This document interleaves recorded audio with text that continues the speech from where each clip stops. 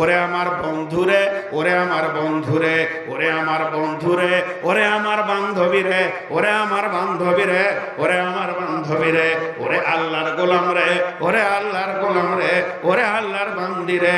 আল্লাহর কসম দিয়ে বলছে, কোন মুসলমান কোরআনের যদি একটা আয়াতকে অস্বীকার করে দেয়, এটা আমি মানতে পারবো না, এটা ভুল, তাহলে জেনে নেন সঙ্গে সঙ্গে মুসলিমের খাতা থেকে তার নামটা কেটে বেঈমান জালেমের খাতাতে চলে যাবে।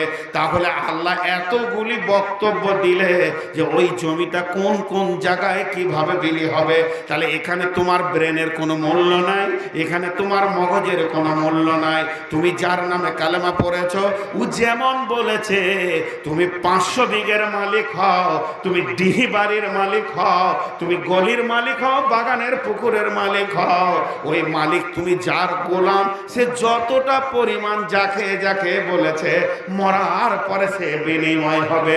অতএব জীবদ্দশায় তুমি কাউকে এক তিল কিঞ্চিত পরিমাণ রাখতে পারবে না। আর যদি লিখে যাও, বিশ্বনবী কি বলছে একবার শুনে নাও। বিশ্বনবী বলছেন, মান কাতা মেরা সাওয়ারিসিহি কাতা আল্লাহু মিরাসাহু ফিল জান্নাতি ইয়াউমাল কিয়ামা। আল্লাহর নবী সুন্দর করে বলছেন। হাজি আমি হাতটা এরকম নড়াচ্ছি, খেয়াল করেছেন? হাতটা এরকম নড়ালাম, শুধু এক জায়গায় হাতটা নড়লো কি আমার, আর এক জায়গায় নড়ছে কোথায়? পর্দাতে নড়ছে না? যেখানে সাদা পর্দা দেওয়া আছে ওখানে নড়ছে কি না? তাহলে আমি মসজিদের সামনে স্টেজে নড়ালাম, আর কোথায় নড়ছে? পর্দাতে নড়ছে। তো একজন বড় দার্শনিক কি বলছে জানেন? কার্বন পেপার হবে জমি লিখতে গেলে। কার্বন পেপার বুঝেন? আরে কার্বন পেপার বুঝেন কি না? যা, এটা একটা সাদা কাগজ, আর এখানে একটা কার্বন পেপার দিবেন, আর একটা সাদা কাগজ দিবেন। আমি যদি এখানে মারি সই, ওখানেও। একজন বড় ইসলামী চিন্তাবিদ মুফাসসির বলছে, যখন তুমি রেজিস্ট্রেশন অফিসে গিয়ে দলিল লেখো, বিটিদেরকে ফাঁকি দিয়ে আর কোনো বেটাকে ফাঁকি দিয়ে একজনের নামে যখন দলিলটা লেখা হয়, তখন নিচে দিকে আর একটা দলিল লেখা হয়, তোমার জান্নাতটা যাকে তুমি ফাঁকি দিছ ওর নামে লেখা হয়। আর যখনই তুমি এই রকম সইটা ওখানে মেরে দাও, একই সই আরশওয়ালা তোমার কার্বন পেপারে তুলে নেয়। এবং যেদিন কিয়ামতের ময়দানে তুমি বলবে আল্লাহ জান্নাত দাও, সেদিন আল্লাহ দলিলটা দেখিয়ে বলবে বিক্রি হয়ে গেছে তোর জান্নাত তোর বড় বেটার কাছে, তোর বেটিদের কাছে। কেন রে শুনেলে? যেদিন তুই বড় বেটাকে আর বেটিদেরকে ফাঁকি দিয়ে 3 জনকে লিখে দিয়েছিলি, সেদিনই আমি আল্লাহ তোর সই করে নিয়েছি। দেখ, এর জন্য বিশ্ব নবী বলছেন, মান কাতা মেরা সাওয়ারিসিহি, কেউ যদি ওয়ারিসের মারাজকে কেটে আরেকজনকে দিয়ে দেয়, কাতা আল্লাহু ফিল জান্নাতি ইয়াউমাল কিয়ামা, আল্লাহ জান্নাত থেকে কেটে তাকে দিয়ে দিবে কিয়ামতের দিনে। দেখেন ছেলে দান করছে, কত বড় দাতা। কে বললে হারিয়েছে? বাঁঝাকে দিয়ে দেবো, থাক, প্রচুর বাঁঝা আছে দুনিয়াতে। কেন বস, একজনের ছেলে হয় না, আর ছেলে নিতে রাখছে বাচ্চা। কার ছেলে গো? কাঁদায় না বাবা, বায়ান করতে দেন আমাকে। কানের কাছে রেডিও জুড়ে দিয়েছে, তোর মার তোকে নিবে না রে, যা রে। আরে ওর বাপ, আব্বাজি তোর বাপ নিবেন, তোকে ছেড়েই দিয়েছে, আর তোকে নেবে না, তোর সাথেও নিয়ে যাবে না। কার ছেলে গো? তোর বাপ বাদাম খেতে গেছে, একটু ধৈর্য ধর। জিলাপি খেতে গেছে, কাউকে জিলাপি খেয়ে আসুক, হাত মুখ ধুয়ে আসুক। হ্যাঁ, ছেলে বুঝছে না, ছেলে কি করে বুঝবে?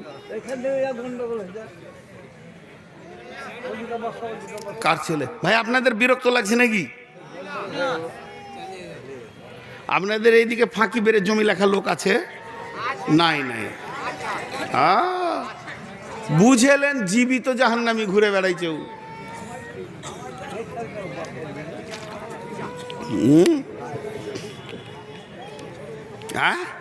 ফাঁকি মারা লোক নাই? কি হলো, পানি খাবে? বললাম তো, আর কি বলবেন?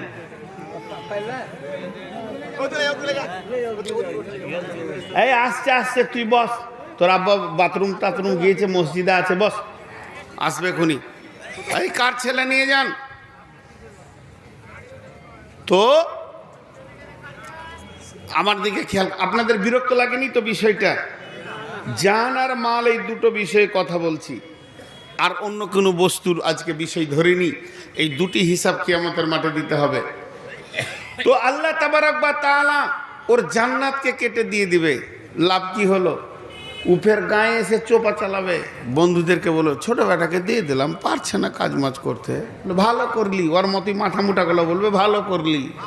হ্যাঁ, আমার টাকার অভাব নেই, আল্লাহ আমাকে পৈতৃক সম্পত্তি মা বাপের দিয়েছে 4 বিঘে, বর্তমান 11 বিঘে জমি চাষ করছি। যাই টাকা আছে, আমার তো ছেলে নেই, ভাতিজা আছে, ওরা তো পাবে। আমার একটা মেয়ে, একটি মেয়ে, মেয়েকে কিছু দিব, দিতে পারিনি।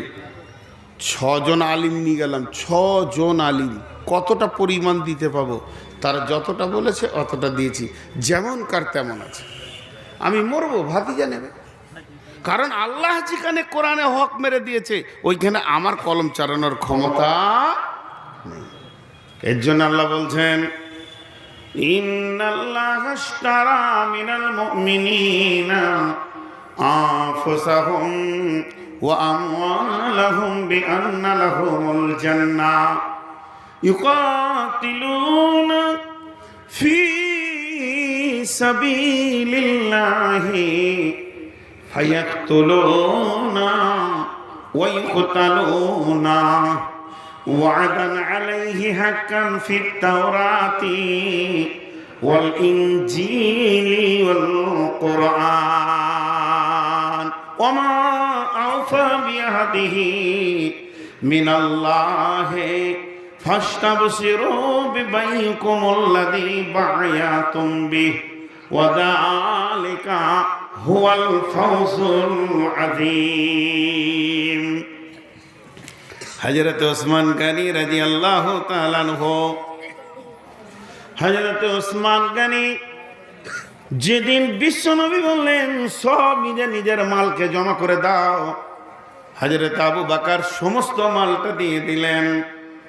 হযরতে উমর 1/2 অংশ আনলেন। হযরতে ওসমান সেদিন মাল দিলেন।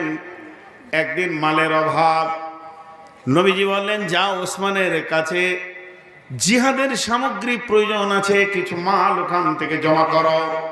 ইসলামে মালের উপর অনেক গুরুত্ব দেওয়া আছে। যখন সাহাবীরা গেলেন, ওসমান বললেন এখন তো কিছু নাই দেওয়ার মতো, দাঁড়াও, বিদেশ থেকে উট আসবে, 100টি উট লাইন দিয়ে মাল বোঝাই ঢুকছে। যখনই উটগুলো ঢুকছে, হযরত ওসমান বললেন ও রাসূলের সাহাবীরে, যে উটটা পছন্দ তোমরা একটা উটকে ধরে টেনে নিয়ে চলে যাও, উট এবং উটের মাল সব আমি আল্লাহর রাস্তায় দিয়ে দিলাম। উটের যখন একটা লাগামকে ধরে টানতে শুরু করে দিয়েছে, তখন ওই 100টি উটের ভিতরে 99টি পেছন ধরে নিয়েছে। এগুলো যখন যেতে শুরু করেছে, হযরত ওসমান বললেন দাঁড়াও দাঁড়াও, কাউকে রুকবে না, যতজন আল্লাহর রাস্তায় চলে যাবে নিয়ে চলে যাও, এরা মাল দিয়েছে। ওরে আমার মা, ওরে আমার বোন, বিশ্বনবী যখন বাসর ঘরে ঢুকেছেন, হযরত আম্মা জান খাদিজার সঙ্গে প্রথম বিয়ে হয়। 25 বছরের যুবক, 40 বছরের মেয়ে। বিশ্বনবী মুখটা ভারাক্রান্ত করে বসে আছে, আর 2টি গাল যেন লাল হয়ে গেছে, চোখে যেন অশ্রুসিক্ত অবস্থা ছলছল করছে। আর আজকে বাসর ঘরের দিন মানে আনন্দের দিন, খুশির দিন, দুজনের সঙ্গে দুজনের পরিচয় ঘটবে, চিরজীবনের সাথীর সঙ্গে পরিচয়ের দিন। আর এই রকম দিনে বিশ্বনবীর চোখের পানি, আম্মু জান খাদিজা হাসতে হাসতে যেছেন নববরের সঙ্গে কথা বলবো, নতুন স্বামীর সঙ্গে কথা বলবো, বিশ্বজাহানের নবীদের নবী তার সঙ্গে কথা বলবো। এই রকম আনন্দ চিত্তে যখন যেছেন আম্মা জান খাদিজা, তখন নবী নবুয়তি পাননি, কিন্তু খাদিজা বুঝে ফেলেছিলেন মাইশারার কথা শুনে, এবং তিনিও তো রাতের পণ্ডিত ছিলেন যে এই লোকটা আখেরে পয়গম্বর হবে। এই কথা যখনই শোনা, অমনি সময় হযরতে খাদিজা রাদিয়াল্লাহু তাআলা আনহা রাসূলের চোখের দিকে যখনই তাকালেন, ছলো ছলো আঁখি দেখে খাদিজা থমকে দাঁড়িয়ে গেলেন। খাদিজা এবার বলে ফেললেন, মেয়েরা একটু অতিরিক্ত কথা বলতে ভালোবাসে স্বামীকে, তাই আবদারের সঙ্গে বলে দিলেন, স্বামী আমার, আপনি হলেন 25 বছরের, আমি হলাম 40 বছরের। এই জন্য মনে হয় যেন আপনি অন্তর থেকে মেনে নিতে পারেননি। 40 বছরের বুড়ে দুইটি স্বামী আমি অতিক্রম করে দিয়েছি, একটা মারা গেছে, একটা তালাক দিয়েছে। আমি হলাম বিধবা কন্যা, আমি হলাম বিধবা কন্যা, তো আপনি হলেন বিয়ের নববর, এর জন্য মেনে নিতে পারেননি। যেই এ কথা বলা, বিশ্ব নবী বললেন, খাদিজা তুমি আর তীর ছুঁড়ে আমার দিকে মারিও না, তুমি কথাটাকে রুখে লাও। এ কথা আমার দ্বারা কোনোদিন আমার দিলে আসেনি রে। তুমি একজন বিধবা কন্যা, বিধবা তুমি একজন কন্যা। না না না, তোমাকে আমি হৃদয় থেকে প্রেমের অস্ত্র দিয়ে, প্রেমের দড়ি দিয়ে বেঁধেছি, তোমাকে আমি স্বামী স্ত্রী বলে মেনে নিয়েছি। হযরত খাদিজা বললেন, তবে কেন আপনার চোখে ছলো ছলো পানি রয়েছে বলেন, আপনার মুখ কেন ভারী রয়েছে? আজকে তো বাসর ঘরের দিনে তো আনন্দ চিত্তে দুইজনে হাসব, তবে কেন আপনার মুখ কেন ভারী? বিশ্বনবী বলে ফেললেন, খাদিজা রে, আজকে তোমার মাথায় হাত দিয়ে যে লোকটি দোয়া করবে আব্দুল্লাহ, পৃথিবীর বুকে সে নাই। আজকে তোমার দুটি গাল ধরে যে চুমা খাবে আমার মা আমিনা, পৃথিবীর বুকে সে নাই। তুমি এমন একটা ছেলেকে চয়েস করেছো রে খাদিজা, যার মা নাই বাপ নাই। তোমাকে আমি শ্বশুর শাশুড়ির মতো উপহার দিতে পারলাম না। আমি কত গরিব জানো, আজকের দিনে তোমাকে আমি একটা স্বর্ণ দিয়ে আনন্দ করতে পারলাম না। আমার জানা আছে যতদিন তোমার ঘরে আমি ম্যানেজারি কাজ করেছি রে খাদিজা, কত বাদশার ছেলে তোমাকে বিয়ে করতে চেয়েছে, না জানি কেন তুমি তাদের বিয়ের প্রস্তাবকে প্রত্যাখ্যান করেছ, কিন্তু আমাকে কেমন করে তুমি কবুল করলে এক গরিবকে। একটা পুরুষ এত হাত খালির জন্য আমি আমাকে সামালতে না পেরে কেঁদে ফেলেছি খাদিজা। মা আমার, বোন আমার, বেটি আমার, ওরে আমার খালা রে, ফুপুরে, ওরে আমার কলিজার টুকরা বেটি, একবার কান করে শুনেন রে বৌমায়ের দল, খাদিজা কি উত্তর দিয়েছিলেন বিশ্ব নবীকে। ও দয়ার নবী গো, আমার যত সম্পদ, স্থাবর অস্থাবর, যত সম্পত্তি, সোনা দানা, টাকা পয়সা, উট ঘোড়া ছাগল, আপনার কিনা বকরি দুম্বা, সব কিছু এক্ষুনি আমি আপনাকে দান করে দিলাম। শুধু আমি আমার মাল দান করিনি, ও দয়ার নবী গো, আমার মাথা থেকে পা পর্যন্ত আমার এই বডিটা দান করে দিলাম। আপনি না বললে কথা মুখ বলবে না, আপনি না বললে আমার হাত কাজ করবে না, আপনি না বললে আমার পা চলবে না। ও দয়ার নবী, আপনি দেখতে বললে দেখব, না বললে আমি দেখব না। এত দূর পর্যন্ত আমি আপনাকে দিয়ে দিলাম। এরপরে খাদিজা বলছে, ও দয়ার নবী গো, এখন তো আপনি ধনী, আমি কাঙালি, বলেন আপনার পছন্দ হলো কিনা? তখন বিশ্বনবী বললেন, নে খাদিজা, দাঁড়াও দাঁড়াও দাঁড়াও, তুমি আমাকে দ্বিতীয়বার, তোমাকে আমি আর একটা প্রস্তাব দিচ্ছি, তুমি চান্স লাগাও। আমার কাছে মাল থাকলে আমি বিধবার কান্না দেখতে পারি না, এতিমের দুঃখগান দেখতে পারি না, আমি দান করে দিই। এবার তুমি বলো। খাদিজা বলছে, ও দয়ার নবী গো, মাল আমি আপনাকে দিয়ে দিয়েছি, আর আমার কোনো স্বাধীনতা নাই। ইচ্ছা করলে আপনি দান করে দিতে পারেন, রাখতেও পারেন। আল্লাহর নবী বলছেন, আয়েশা রে, এত বড় সম্ভ্রান্ত ফ্যামিলির মেয়ে, রাজ ফ্যামিলির মেয়ে, তাকে যেদিন আমি কবরে রাখি কাফনটাও দিতে পারিনি। তাকে আমি কাফন দিব সেই মূল্যটা আমার কাছে ছিল না। আমার চাচার দেওয়া একটা চাদরকে খাদিজাকে জড়িয়ে দিয়েছি, মাথা খুলে যেতে তো পা ঢাকছে, পা খুলে যেতে তো মাথা ঢাকছে, এই অবস্থায় আমি আমার খাদিজাকে মাটির নিচে রেখেছি। মা বোন, আল্লাহর রাস্তায় মাল দেওয়া কাকে বলে শিখতে হবে। এগুলো রামায়ণ মহাভারত নয় যে আপনাদেরকে পুতুল নাচের খেলা দেখাচ্ছি, যাত্রা থিয়েটার হচ্ছে। এটা একটা কোরআনের মজলিস, এটা একটা হাদিসের মজলিস, এটা একটা ইসলামী মজলিস। এই মজলিসটা কত গুরুত্ব আছে আল্লাহ তাবারক ওয়া তাআলা এই মজলিস সম্পর্কে ফেরেশতাদেরকে প্রশ্ন করবে, কোথায় গেছিলে? বাস্তুপুর মাসায়। কি হচ্ছে? কোরআনের মজলিস হচ্ছে। লোকেরা কি করছে? শুনছে, চোখের পানিতে কাঁদছে, তাদের হৃদয়গুলো গলছে। আল্লাহ বলছে তোমরা সাক্ষী থাকো, ওদেরকে আমি মাফ করে দিলাম। মজলিসটা কত বড় মূল্য! তোমরা সাক্ষী থাকো, যারা বসে আছে এই মজলিসে ওদেরকে আমি মাফ ঘোষণা করলাম। কিন্তু আজকে আমরা জানি না। এগুলো হলো মালের, জানের যাবেন। সুবহানাল্লাহ। উহুদের প্রান্তে হযরতে তালহা লক্ষ্য করে দেখছেন রোমান পাহাড়ের ভিতরে বেঈমানেরা উঠে গেছে। বিশ্বনবী 2 জনকে গিরিপথে রেখেছিলেন, 30 জন সাহাবীকে। খবরদার তোমরা গিরিপথ ছাড়বে না। আর বেঈমান আবু সুফিয়ান খালিদ বিন ওয়ালিদকে নিয়ে বিরাট বাহিনী নিয়ে উহুদের প্রান্তে হাজির হয়ে গেলেন। বন্ধু আমার, সেদিন বিশ্বনবী লোহার চাদর পরেছিলেন, জামা পরেছিলেন। লোহার জামা দেখেছেন কিনা না দেখেছেন তো দেখে আসবেন হাজারদুয়ারিতে। লোহার জামা কাকে বলে? রিং দিয়ে দিয়ে চাদরটা তৈরি করে তারপরে জামা হয়। তালোয়ার বসালে বসবে না। লোহার বর্মঢাল আল্লাহর নবী সেদিন পরিধান করেছিলেন। একটা পাহাড়ে উঠতে গেলেন, পাথরে উঠতে গেলেন। বিশ্ব নবী ওই পাথরে উঠতে গিয়ে স্বাভাবিকভাবে উঠতে পারছেন না। হযরতে তালহা লক্ষ্য করলেন আল্লাহর নবী ওই পাথরটা উঠতে কষ্ট হচ্ছে। হযরতে তালহা দৌড়ে গিয়ে পাথরের নিচে শুয়ে গিয়ে বলছেন, ইয়া রাসূলুল্লাহ, আপনি আমাকে সিঁড়ি করলেন, আমার পিঠে পা রেখে আপনি পাথরে উঠেন।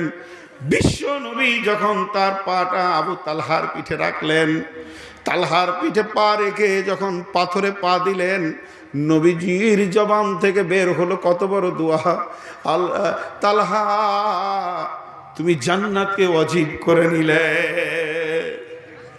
কত দামি জিনিস! এরপর বেঈমানেরা বাহিনী নিয়ে যখন রসুলের দিকে তীর ছুটতে শুরু করলো, তীরগুলো যখন মারতে শুরু করেছে, তালহা বুঝে নিয়েছেন বিশ্ব নবীর দিকে তীরগুলো ধেয়ে আসবে। তাড়াতাড়ি করে তালহা রসুলকে এইভাবে ধরে নিলেন। ধরে নিয়ে পেছন দিয়ে পাহাড়ে একটা গর্তে ভরে দিয়ে গর্তের মুখে দাঁড়িয়ে গিয়ে বলছেন, ইয়া রাসূলুল্লাহ, আপনি গর্ত থেকে বের হবেন না। আপনাদের দুয়ার বরকতে, আপনাদের মতো আল্লাহর ওলি যারা রয়েছেন তাদের দুয়ার বরকতে এই হতভাগা ওই গর্তের ভিতরে ঢুকেছিল 2016 সালে, যেখানে বিশ্ব নবীকে তালহা গর্তে ভরে দিয়ে গর্তের মুখে নিজেকে ঢাল করে দাঁড়িয়ে নিলেন। আর যতগুলি তীর মারে ইসলামের জন্য জান কাকে দেওয়া বলে একবার দেখলেন। হযরতে তালহা এই বাহুতে আর এই বাহুতে কলিজাটাকে বাঁচিয়ে, আর হার্টকে বাঁচিয়ে, আর আপনার কিনা লাংসকে বাঁচিয়ে 2 ধারে এইভাবে তীরগুলো নিছেন। বিশ্ব নবীকে বাঁচাতে গিয়ে হযরতে তালহা রাদিয়াল্লাহু তাআলা আনহুকে একটা নয়, দুটো নয়, 180টা তীর খেতে হয়েছিল। রক্তের বৃষ্টি ঝরছে। খালিদ বিন ওয়ালিদ বেঈমান কোথা থেকে দৌড়ে বাঘের মতো হাঁ হাঁ করে তখন ঈমান আনেনি। হুদাইবিয়ার সন্ধির পর খালিদ বিন ওয়ালিদ ঈমান আনছেন, কিন্তু তখন এসে বিশ্বনবীকে তুলে যখন আছাড় মেরে দিলেন, হেলমেটটা ঢুকে গেল। আর এখান থেকে 2টি হুক হেলমেটের লেগে গেল। হযরত আবু বকর দেখে নবীজির রক্তে রঞ্জিত হয়ে গেছে, দাঁত ভেঙে গেছে, এলান হয়ে গেল নবী নাই, মারা গেছে। হযরত আলী চারিদিকে ঢালে করে পানি আনছেন।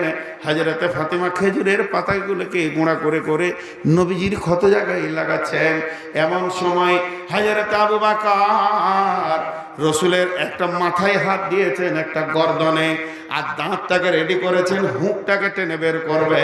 আর 180টা তীর খাওয়ার পর হযরতে তালহা রক্ত বৃষ্টি ঝরছে। এমন সময় আবু বকরের দিকে আঙ্গুল তুলে বলছে, ভাই আবু বকর রে, তোমাকে আল্লাহর কসম দিচ্ছি রসুলের হেলমেটের হুক তুমি বের করবে না। আজকের দিনে রসুলের খিদমতে আমি নিয়োজিত হয়ে গেছি, অতএব ওই হুকটা আমাকেই তুমি বের করতে দাও। ভাই আবু বকর, শেষ খিদমতটা আমাকে করতে দাও। নবীজি আবু বকরের মাথাটা এইভাবে সরিয়ে দিলেন, তালহা পর পর দুটি হুককে বের করলেন, শিথিল হয়ে পড়ে গেলেন। তালহা ওই তীরে মরেননি।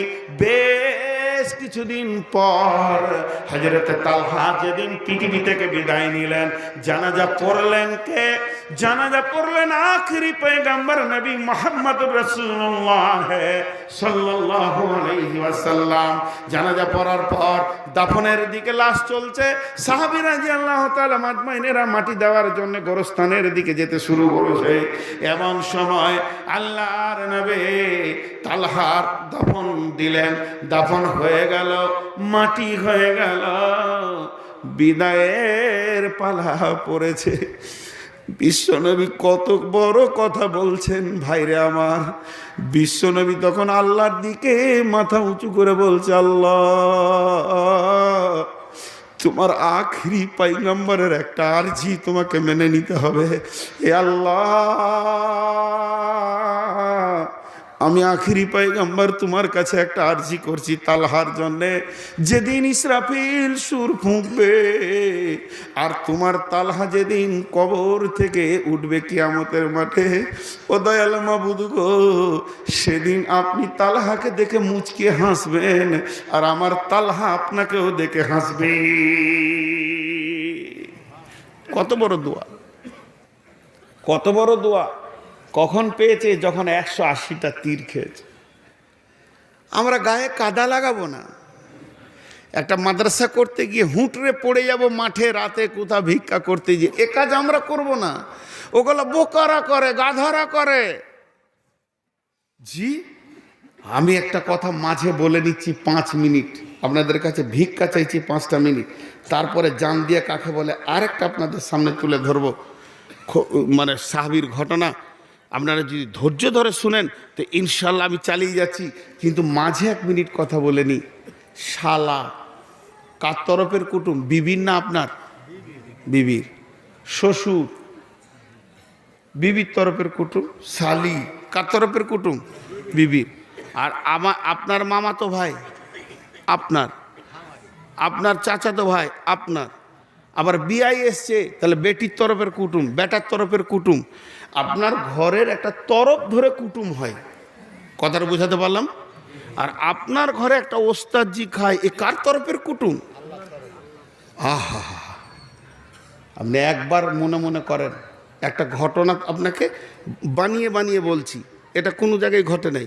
মনে করেন আপনার বিয়াই এলো ওর ছোট ছেলেটাকে হাতে করে নিয়ে, যে 2 জন ঢুকলো, পানি দিলেন। পানি দেওয়ার পরই ওই ছেলেটাকে বলছেন, এ বেটা একবার মাঠ যা তোরে বেগুন লিয়াই তো। বিয়াই